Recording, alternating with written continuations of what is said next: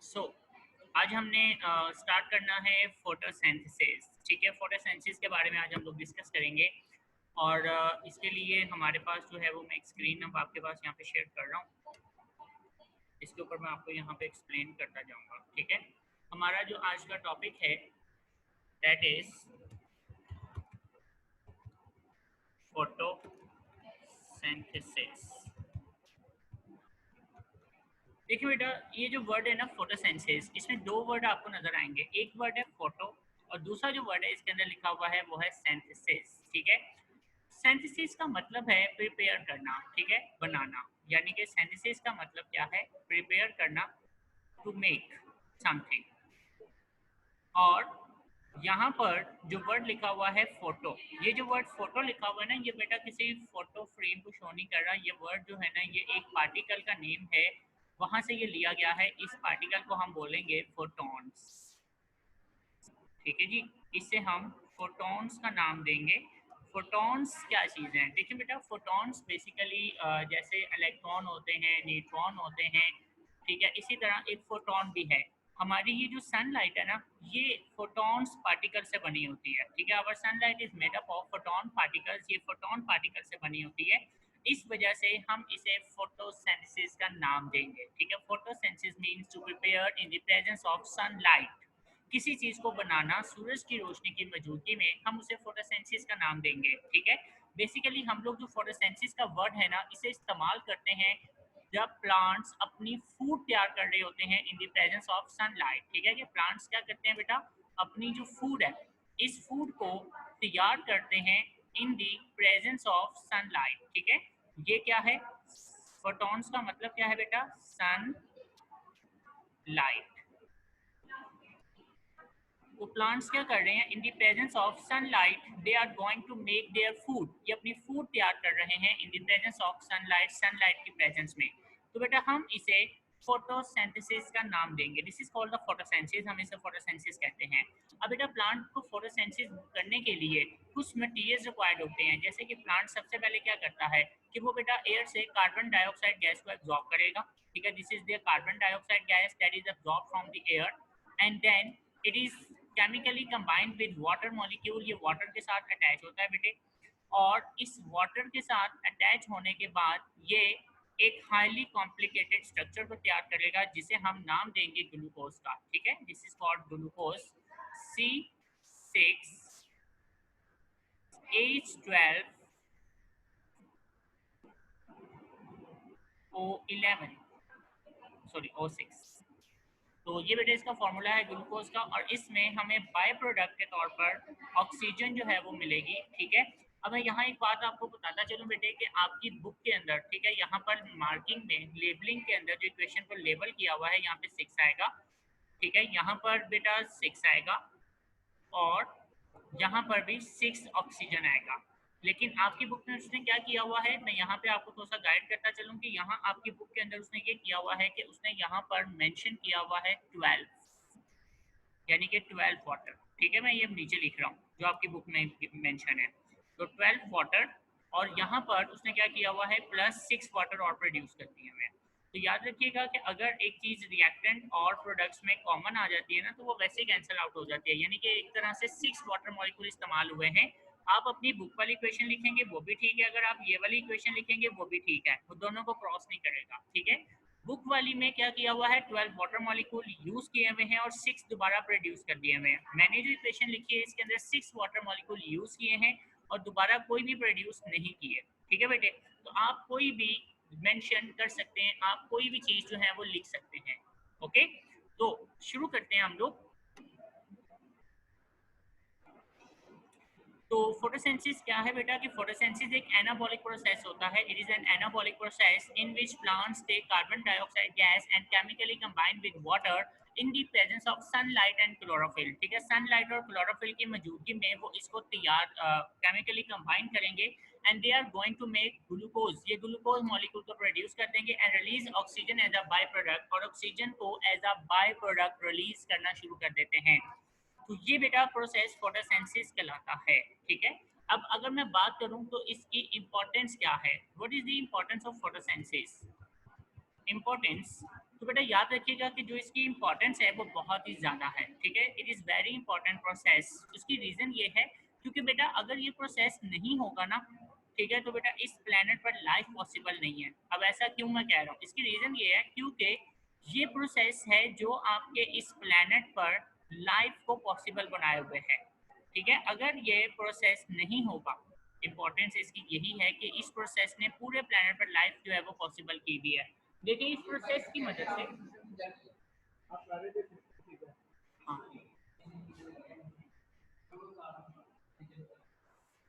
हाँ, कैसे सर, ठीक है आप, अल्लाह पाक का शुक्र।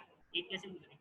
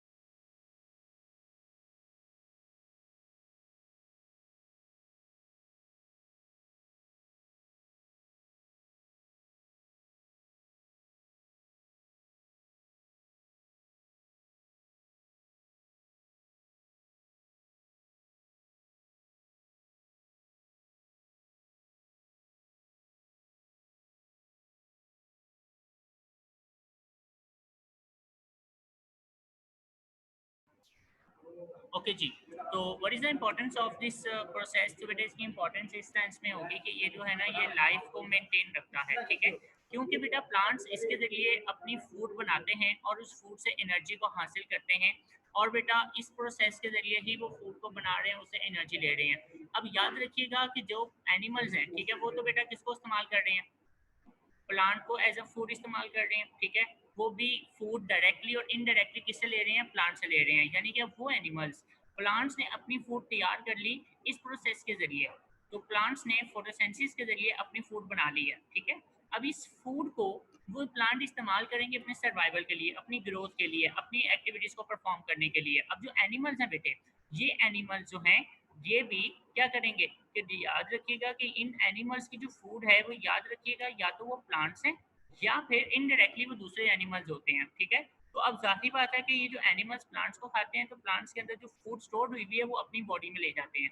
इस तरह इनकी बॉडी को भी फूड मिल जाती है क्योंकि plants unable to make their food with the help of photosynthesis. तो प्लांट्स अपनी फूड खुद तैयार नहीं कर सकता, सॉरी एनिमल्स जो है वो अपनी फूड खुद तैयार नहीं कर सकते हैं। So that's why they depend on plants, ये प्लांट्स के ऊपर डिपेंड कर रहे होते हैं, ठीक है बेटे।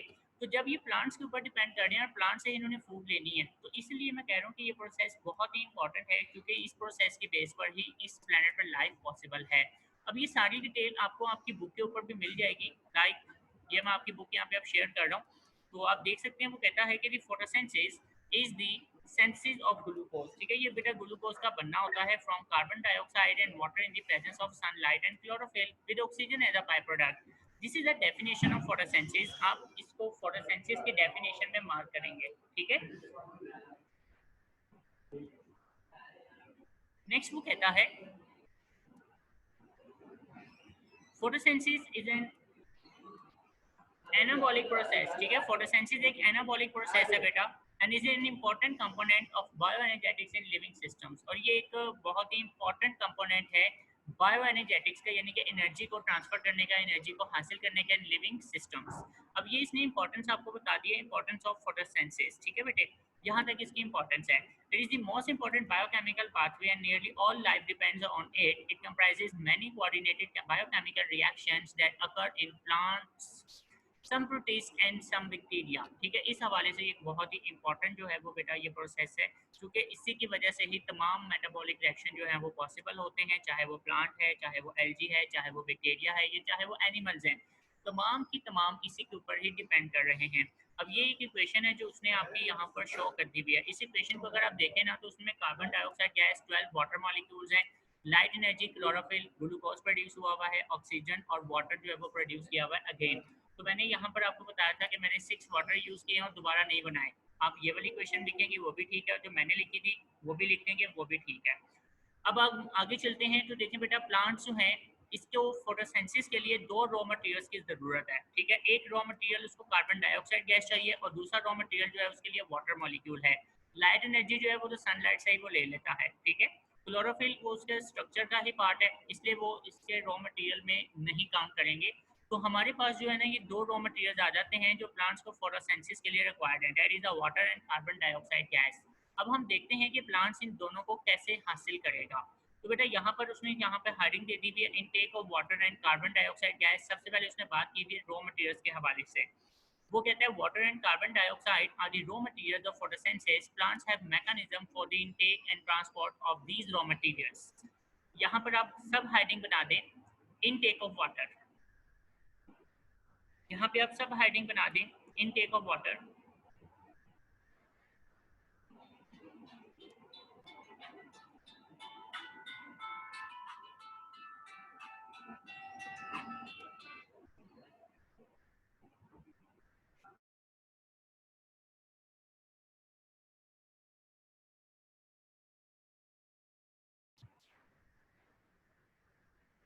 अब बेटा नेक्स्ट आप लोग यहाँ पे हेडिंग दे दें intake of carbon dioxide gas, intake of carbon dioxide gas.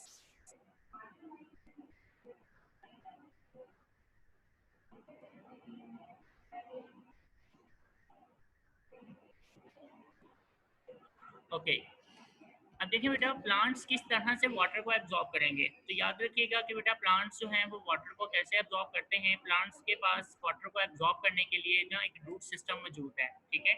मैं इसको ज़रा स्क्रीन को क्लियर कर रहा हूँ। तो ये बेटा मेरे पास अब एक प्लांट है जो कि यहाँ पे मैंने शो कर रहा हूँ। देखिए बेटा it is a plant and now plant has a proper root system. इस रूट सिस्टम की मदद से प्लांट्स क्या करते हैं बेटा, ये वाटर और मिनरल्स जो हैं इन्हें एब्जॉर्ब कर रहे होते हैं, ठीक है। प्लांट्स जो हैं इसमें से वाटर और मिनरल्स को एब्जॉर्ब करते हैं जो कि सॉइल के अंदर मौजूद है। तो सॉइल में मौजूद वाटर जो है it is move in the root system. ये रूट सिस्टम में बेटा एब्जॉर्ब होता है और जैसे ही ये रूट सिस्टम इसे एब्जॉर्ब कर लेती हैं तो बेटा इसको आगे ट्रांसफर कर देती हैं टूवर्ड दिस जाइलम वेसल्स। इसको बेटा स्टेम की जाइलम को दे दिया जाता है। स्टेम्स आगे बेटा लीव्स की जाइलम को प्रोवाइड करेंगे और लीव्स की जाइलम से पानी जो है वो आगे फोटोसिंथेसिस के लिए चला जाता है, ठीक है। तो इन दिस वे जो प्लांट है वो बेटा वाटर की ट्रांसपोर्ट कर रहे होते हैं। फिर मैं बता देता हूँ कि जो वाटर है, ठीक है, ये बेटा सॉइल में से प्लांट्स की रूट्स के अंदर एब्जॉर्ब होता है with the help of osmosis and diffusion.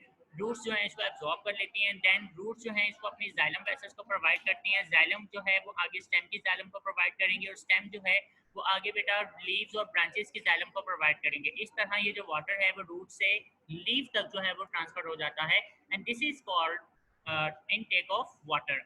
अब अगर मैं बात करूं तो कार्बन डाइऑक्साइड गैस कैसे ट्रांसफर होती है, तो याद रखिए कि बेटा इसके लिए मुझे लीव का स्ट्रक्चर यहाँ पर तो मैं ड्रॉ नहीं कर सकता, लेकिन मैं यहाँ पर एक लीव का स्ट्रक्चर कोशिश करता हूँ यहाँ पे आपके साथ शेयर करता हूँ, वही से इसे एक्सप्लेन करता हूँ, ठीक है। तो पहले इसको रीड कर लेते हैं। तो वो कहता है water present in the soil is absorb by the roots and root hairs through osmosis.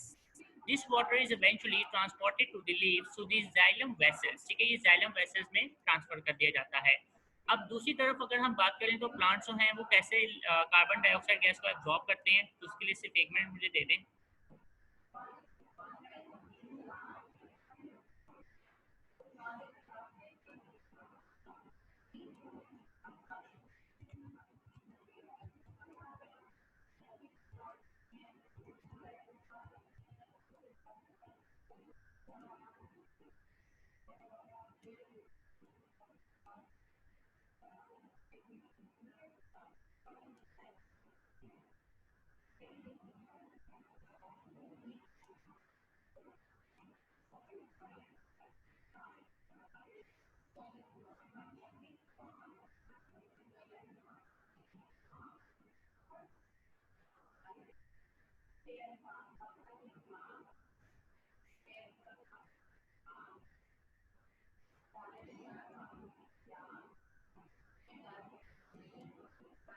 जी बच्चे वो आपके पास एक स्क्रीन शेयर हो रही होगी, ठीक है। स्क्रीन के ऊपर आपको नजर आ रहा होगा ये लीफ का स्ट्रक्चर है। इसमें ऊपर जो है वो अपर एपिडर्मिस है, नीचे बेटा पैलिसाइड मेसोफिल सेल्स हैं, इसके नीचे स्पॉन्जी मेसोफिल सेल्स हैं और इसके नीचे बेटा लोअर एपिडर्मिस है, उसने गार्ड सेल्स को जो है ना वो शो किया हुआ है, ठीक है। ये एक पिक्चर जो है वो यहाँ पर आपके पास शेयर हो रही होगी।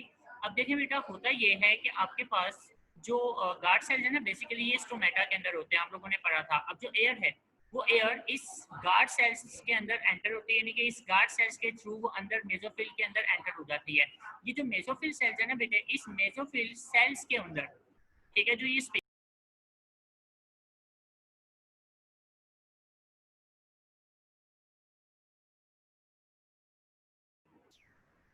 ओके बच्चे, तो मैं आपको बता रहा था कि अब जो एयर है वो इन एयर स्पेसेस में एंटर होती है, जिन्हें हम मेसोफिल सेल्स कह रहे हैं।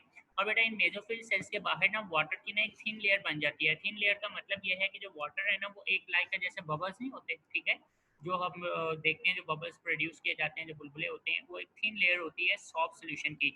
इसी तरह इस मेसोफिल सेल्स के ऊपर ना एक वाटर की बहुत ही थिन लेयर प्रोड्यूस हो जाती है, और इस थिन लेयर की मदद से, ठीक है, ये जो कार्बन डाइऑक्साइड गैस है वो इस वाटर की थिन लेयर में एब्जॉर्ब हो जाती है, और यही मेसोफिल सेल्स इसको फोटोसिंथेसिस के लिए इस्तेमाल कर लेंगे।